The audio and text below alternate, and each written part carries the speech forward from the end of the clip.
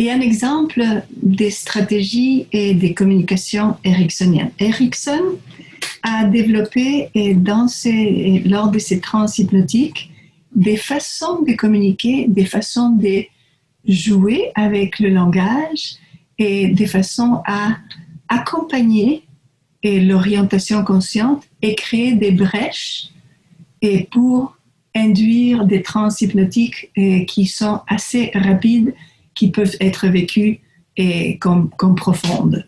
Alors, par exemple, il va accompagner la personne dans une conversation normale et il a découvert que lorsqu'on crée une interruption et qu'on attire l'attention ailleurs, on crée une brèche dans la conscience de la personne qui la rend disponible à une suggestion directe parce qu'elle se sent désorientée à ces moments-là de la brèche. Alors, par exemple, si la personne lui dit tu te rappelles de cette fois où tu as parlé avec un tel et puis que tu étais en train de marcher et puis parler de cette chose et vous étiez très, très, très intéressés. Et maintenant, regarde ici par la fenêtre comment le vent bouge sur les branches et puis crée un rythme de feuilles et la couleur des feuilles qui changent. Et tu peux prendre une grande respiration et te détendre.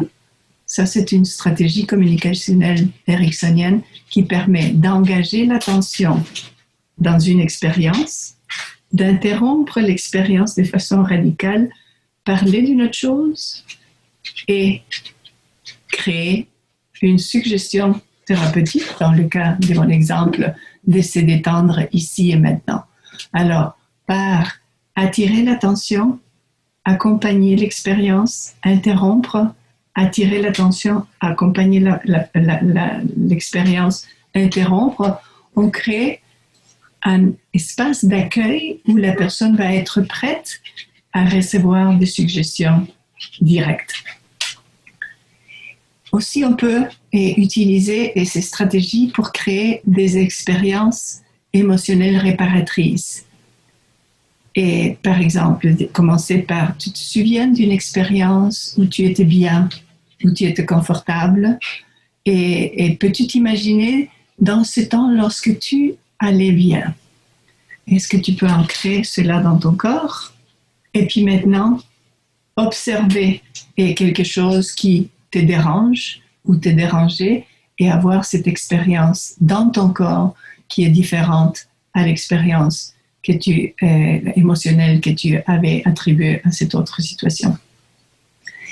Les stratégies communicationnelles ericksoniennes peuvent être aussi ambiguës et on peut suggérer des réponses désirables et puis des réponses désirables ou indésirables.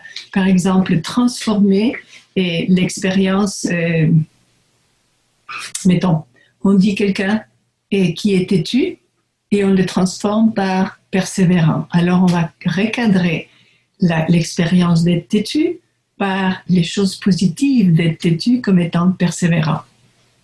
Toutes sortes de stratégies linguistiques qui vont utiliser à l'intérieur de la transe, mais aussi à l'extérieur de la transe hypnotique pour recadrer l'expérience de la personne et extraire ce qui est positif, même des situations très négatives.